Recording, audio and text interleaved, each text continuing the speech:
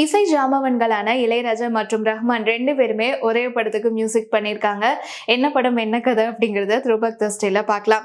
Rahman music director ஆகிறதுக்கு முன்னாடியே ராஜா கிட்ட தான் ஒர்க் பண்ணிட்டு இருந்தாரு. அதுக்கப்புறம் ரோஜா படத்துல தான் வந்து மியூசிக் டைரக்டரா இன்ட்ரடியூஸ் ஆகுறாரு.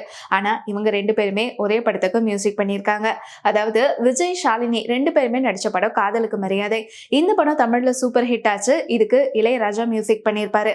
இந்த படம் தமிழ்ல ரிலீஸ் ஆகிறதுக்கு முன்னாடியே மலையாளத்துல ரிலீஸ் ஆச்சு. அங்கேயும் வந்து சூப்பர் ஹிட். அதுக்கப்புறம் தான் தமிழ்ல ரீமேக் பண்ணாங்க.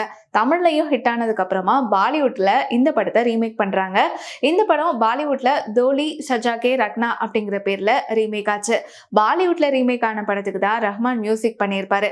இதுல இன்னொரு ஆச்சரியமான தகவல் என்ன அப்படின்னு சொல்லி பார்த்தோம்னா, இந்த மியூசிக், அதாவது பாலிவுட்ல போட்ட அதே மியூசிக் தான் தமிழ்ல ஜோடி படத்துக்கு ரஹ்மான் யூஸ் பண்ணியிருப்பாரு. இப்படி ரஹ்மான் அண்ட் இளையராஜா இவங்க 2 பேருமே ஒரே படத்துக்கு ஒரே கதைக்கு மியூசிக் பண்ணியிருக்காங்க.